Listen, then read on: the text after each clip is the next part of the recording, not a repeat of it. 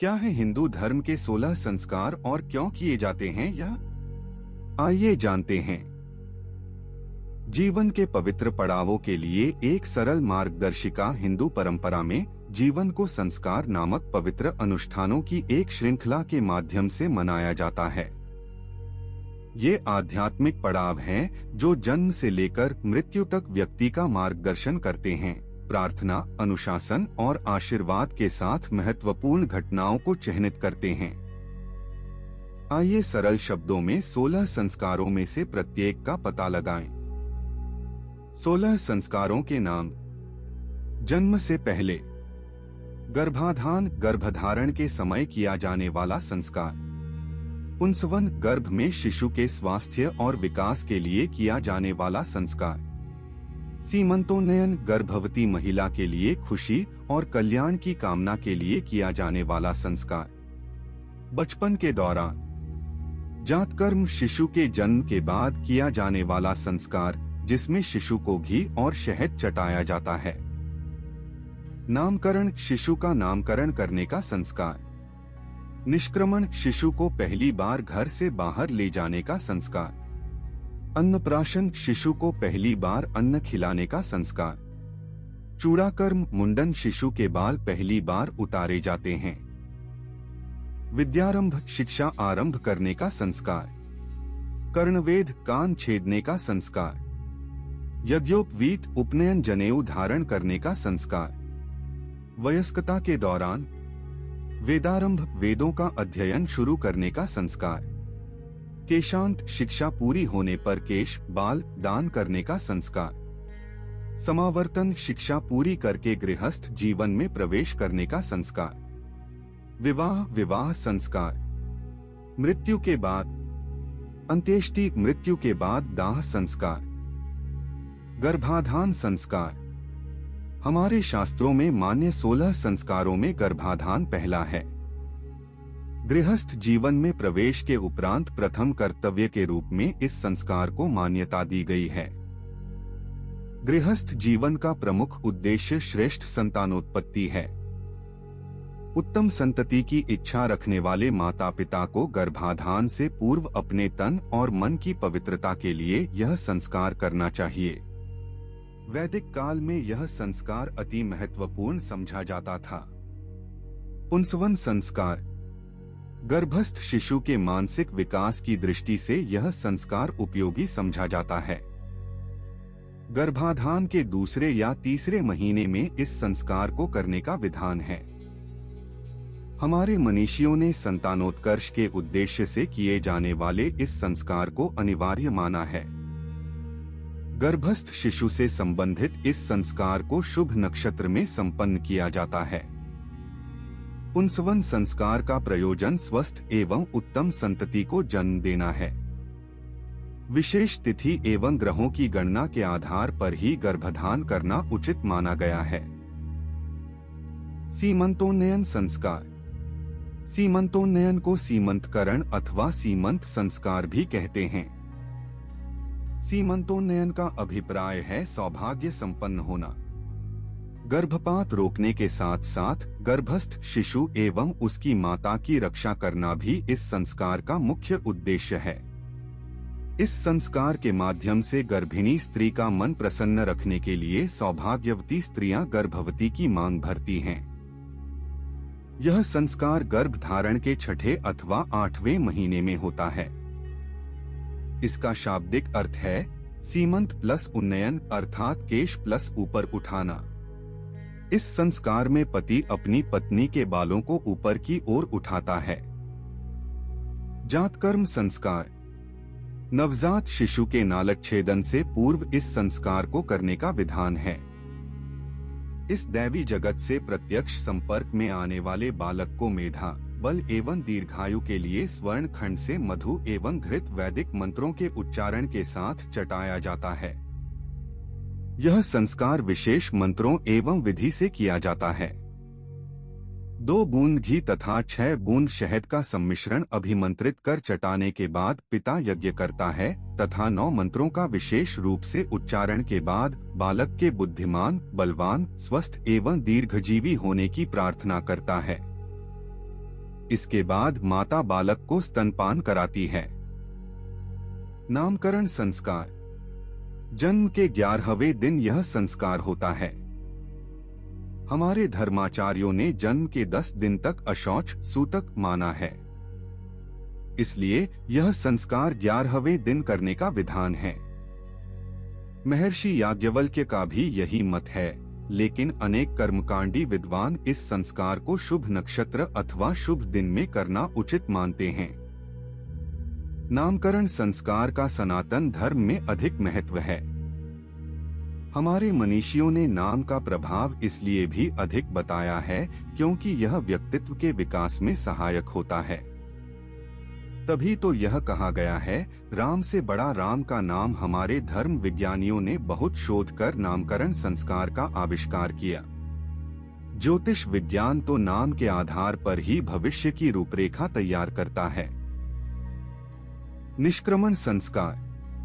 दैवी जगत से शिशु की प्रगाढ़ता बढ़े तथा ब्रह्मा जी की सृष्टि से वह अच्छी तरह परिचित होकर दीर्घकाल तक धर्म और मर्यादा की रक्षा करते हुए इस लोक का भोग करे, यही इस संस्कार का मुख्य उद्देश्य। निष्क्रमण का अभिप्राय है बाहर निकलना। इस संस्कार में शिशु को सूर्य तथा चंद्रमा की ज्योति दिखाने का विधान है।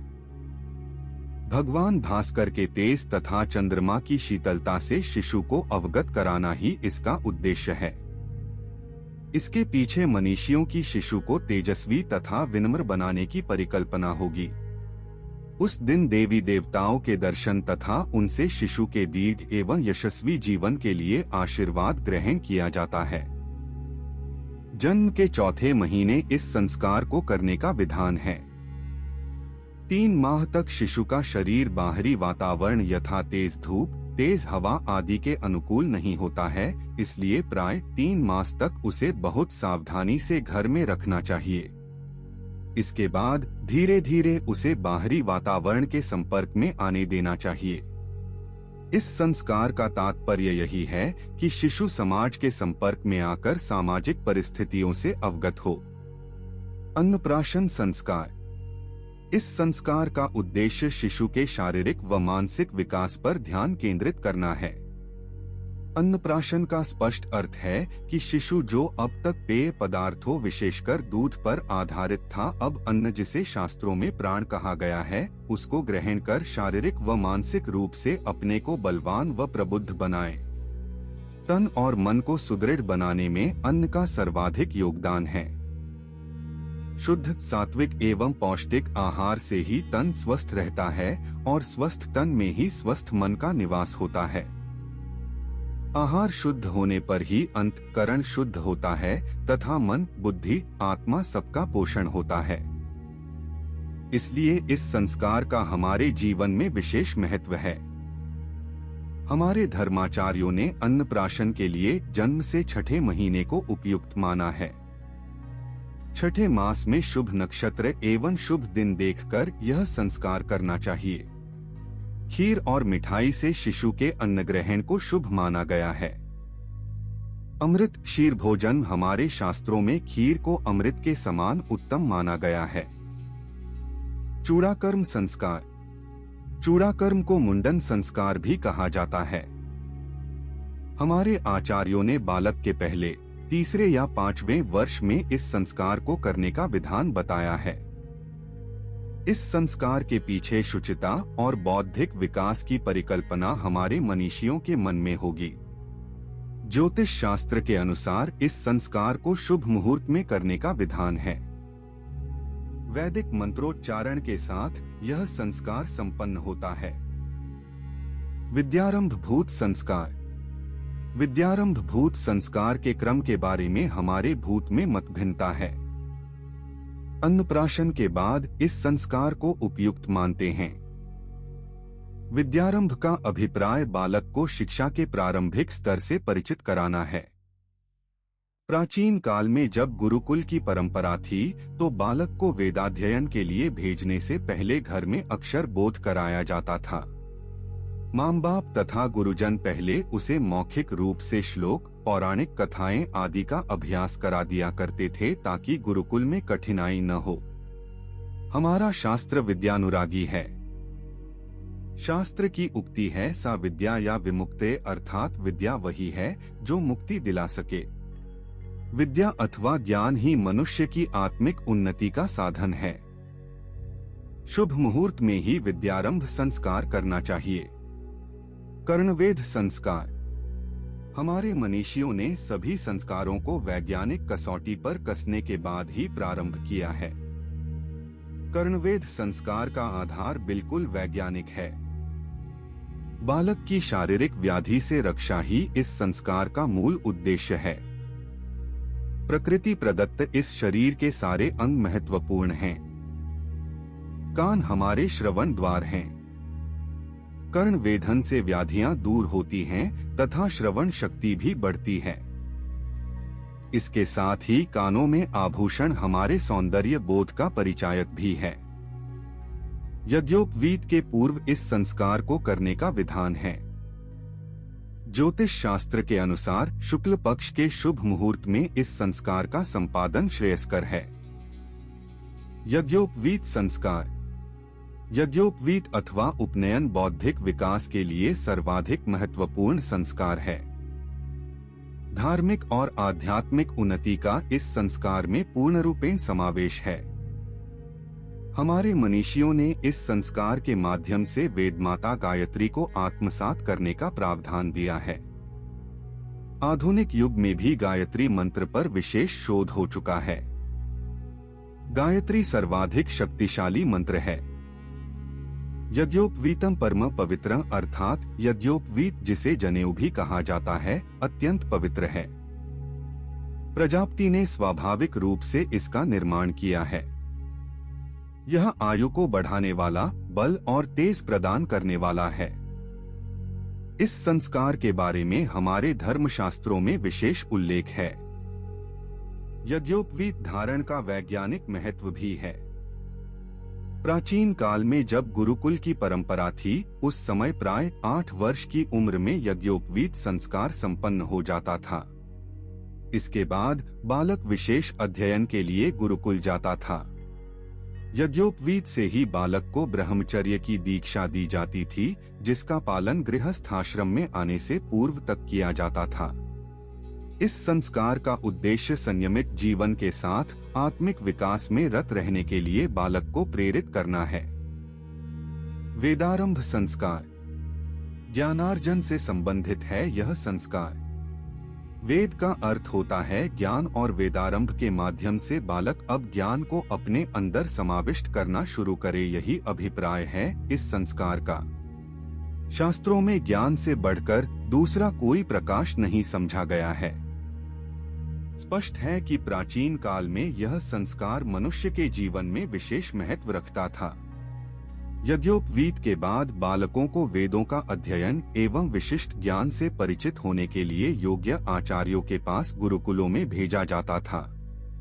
वेदारंभ से पहले आचार्य अपने शिष्यों को ब्रह्मचर्य व्रत का पालन करने एवं संयमित जीवन जीने की प्रतिज्ञा कराते थे तथा उसकी परीक्षा लेने के बाद ही वेदाध्ययन कराते थे। असंयमित जीवन जीने वाले वेदाध्ययन के अधिकारी नहीं माने जाते थे। हमारे चारों वेद ज्ञान के अक्षुण्ण भंडार हैं। इस संस्कार को जन्म से 5वें या 7वें वर्ष में किया जाता है। अधिक प्रामाणिक 5वां वर्ष माना जाता है। यह संस्कार प्रायः वसंत पंचमी को किया जाता है। केशांत संस्कार। केशांत संस्कार गुरुकुल में वेदाध्ययन पूर्ण कर लेने पर आचार्य के समक्ष यह संस्कार संपन्न किया जाता था। वस्तुत यह संस्कार गुरुकुल से विदाई लेने तथा गृहस्थ आश्रम में प्रवेश करने का उपक्रम है। वेद पुराणों एवं विभिन्न विषयों में पारंगत होने के बाद ब्रह्मचारी के समावर्तन संस्कार के पूर्व बालों की सफाई की जाती थी तथा उसे स्नान कराकर स्नातक की उपाधि दी जाती थी। केशांत संस्कार शुभ मुहूर्त में किया जाता था। समावर्तन संस्कार। समावर्तन संस्कार गुरुकुल से विदाई लेने से पूर्व शिष्य का समावर्तन संस्कार होता था। इस संस्कार से पूर्व ब्रह्मचारी का केशांत संस्कार होता था और फिर उसे स्नान कराया जाता था। यह स्नान समावर्तन संस्कार के तहत होता था। इसमें सुगंधित पदार्थों एवं औषधादि युक्त जल से भरे हुए वेदी के उत्तर भाग में 8 घड़ों के जल से स्नान करने का विधान है। यह स्नान विशेष मंत्रोच्चारण के साथ होता था। इसके बाद ब्रह्मचारी मेखला व दंड को छोड़ देता था, जिसे यज्ञोपवीत के समय धारण कराया जाता था। इस संस्कार के बाद उसे विद्या स्नातक की उपाधि आचार्य देते थे।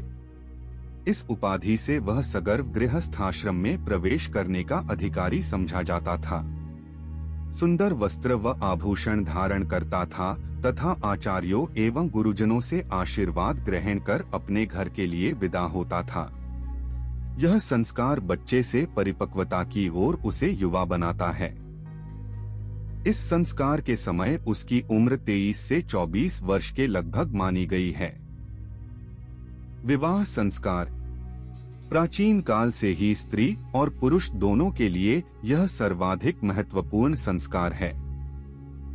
यज्ञोपवीत से समावर्तन संस्कार तक ब्रह्मचर्य व्रत के पालन का हमारे शास्त्रों में विधान है।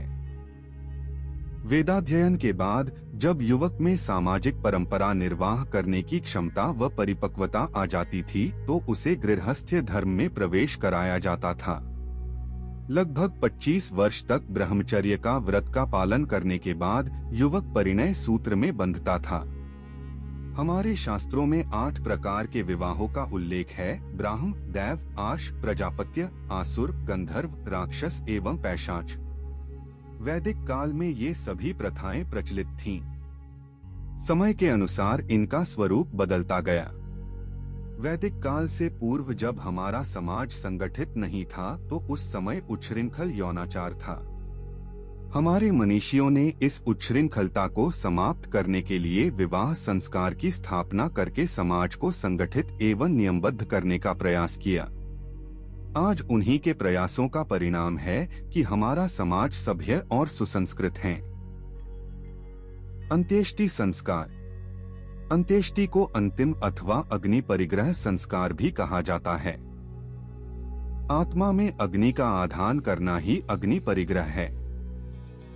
धर्म शास्त्रों की मान्यता है कि मृत शरीर की विधिवत क्रिया करने से जीव की अतृप्त वासनाएं शांत हो जाती हैं। हमारे शास्त्रों में बहुत ही सहज ढंग से इहलोक और परलोक की परिकल्पना की गई है। जब तक जीव शरीर धारण कर इहलोक में निवास करता है तो वह विभिन्न कर्मों से बंधा रहता है।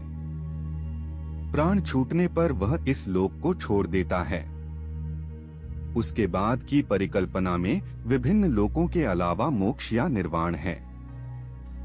मनुष्य अपने कर्मों के अनुसार फल भोगता है। इसी परिकल्पना के तहत मृत देह की विधिवत क्रिया होती है। जब तक आधे से ज्यादा शरीर न जल जाए तब तक वही रहना चाहिए और शवदाह के बाद मृतक की अस्थियां जमा करके उन्हें किसी पवित्र जलस्रोत में, आमतौर पर गंगा में प्रवाहित की जाती है, जिसके बाद लगभग 13 दिनों तक श्राद्ध कर्म किया जाता है।